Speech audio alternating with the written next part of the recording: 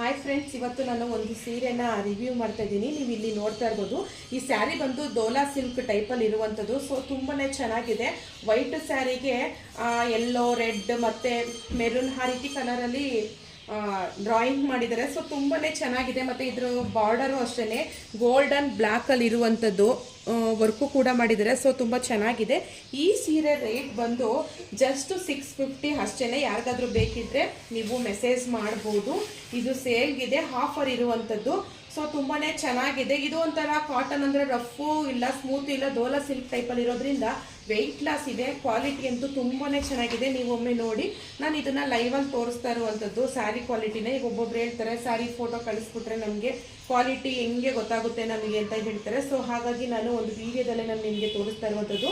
So blouse piece ಇದು ಬಂದು blouse piece ಕೂಡ ಸೊ ತುಂಬ ಡಿಫ್ರೆಂಟ್ ಆಗಿದೆ, ತುಂಬ ಚೆನ್ನಾಗಿದೆ. ಹಾಗಾಗಿ ನಾನೊಂದು ವಿಡಿಯೋನ ಮಾಡ್ತಾ ಇದ್ದೀನಿ.